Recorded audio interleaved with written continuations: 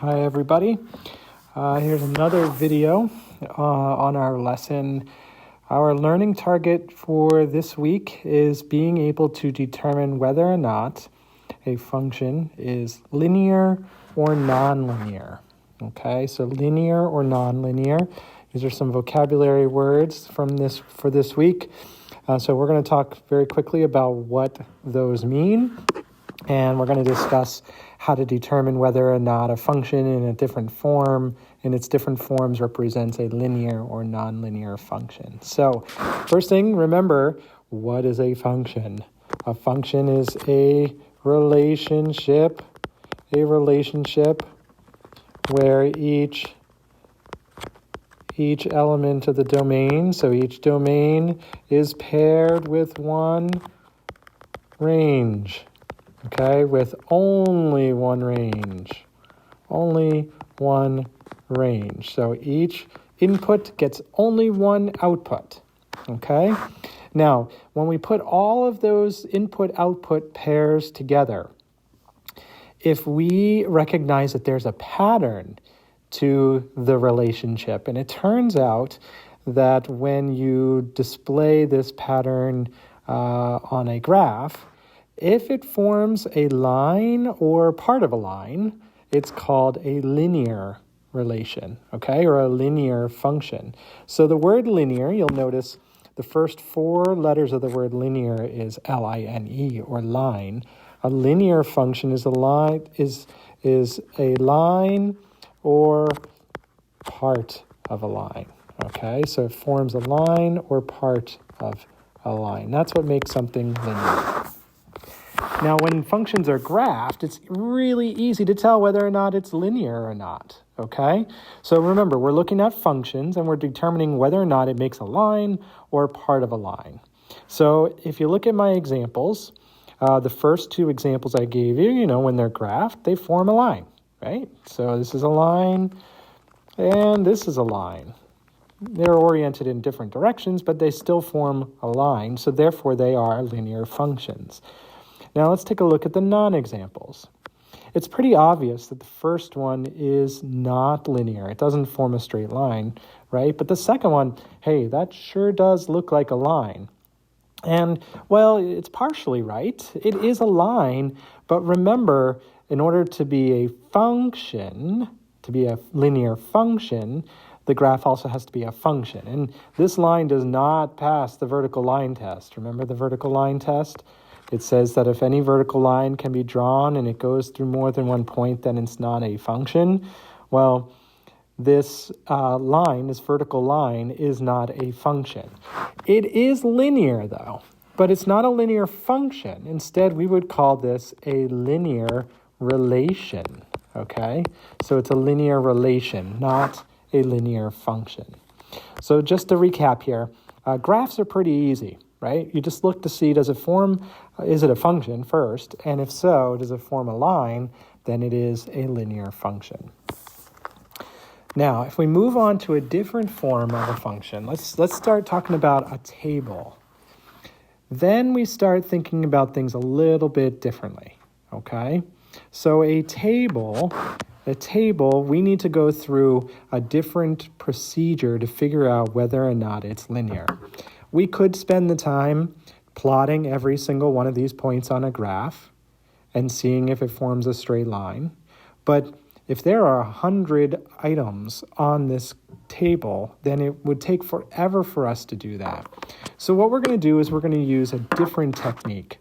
And what we're going to do is we're going to look at something called the ratio of, and then take a look at this. That's delta y. So this is that little triangle symbol is the math symbol called delta, okay? So that's delta y, and then down here on the bottom of the fraction is delta x. So delta x.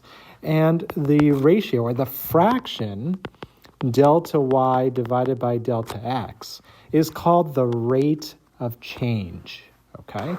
The rate of change. And for a linear function, the rate of change remains constant, so it never changes. That means if we can find the rate of change, in our table, and it turns out that it never changes, then we know we have a linear function, okay? But what does delta y mean? Well, since we're talking about the rate of change, delta actually means the change, okay? So delta y means the change in the y values. Change in y values. And likewise, delta x means the change in the x values. The change in the x values. Essentially, all we have to do is figure out how the y values are changing and how the x values are changing as we move down or across our table, okay?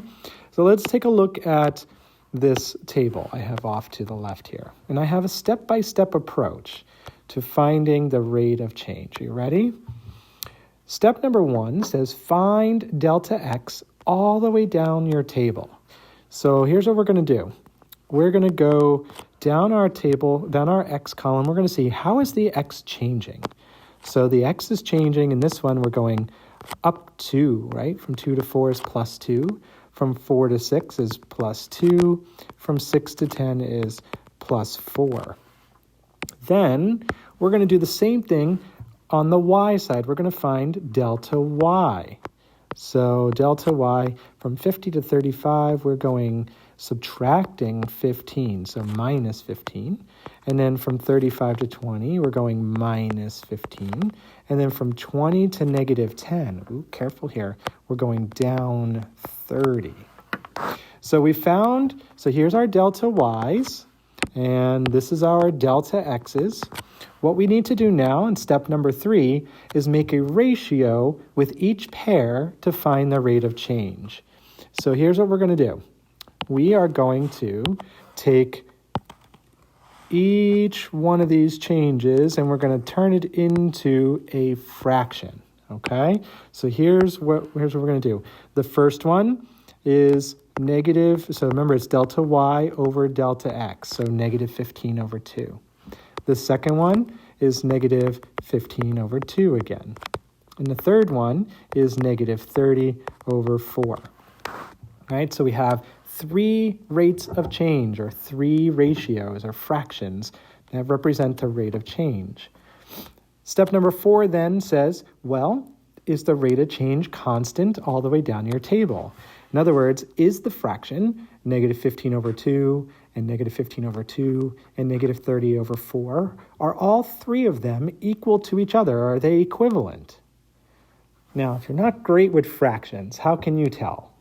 Well, you could hop on a calculator and you could do negative 15 divided by 2 and see what you get as a decimal, and do it again, and hopefully you get the same thing, and then do the same thing with negative 30 over 4, so negative 30 divided by 4, to see if you get the same decimal every single time.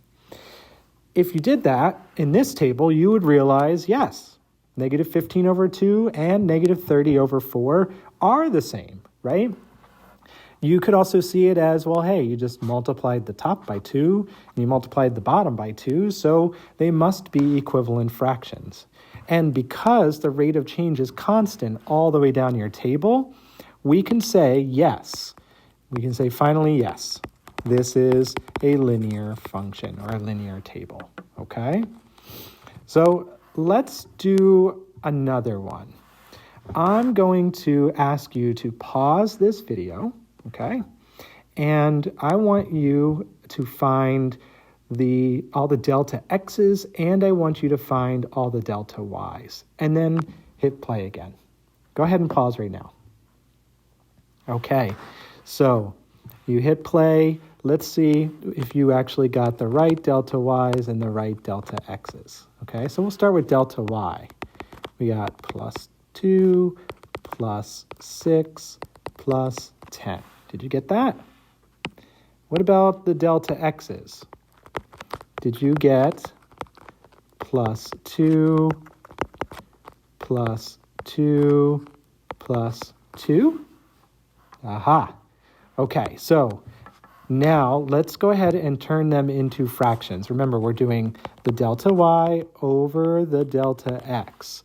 So I'm going to go ahead, remember, so we're going to take each one of those and we're going to turn it into a fraction. All right, so we got 2 plus 2 over 2 plus 2. We've got plus 6 over plus 2. And we've got plus 10 over plus 2. And you probably can tell right away, hey, 2 over 2 is not the same thing as 6 over 2. And that's not the same thing as 10 over 2. So because the rate of change is not the same all the way across, this is not a linear function.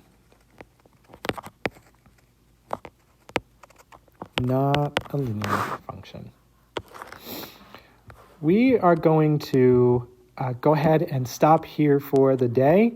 And I'm going to have you practice this skill a little bit, determining whether or not a graph and a table represent a linear function. So go ahead and head back to our Schoology page and see what it says to do next.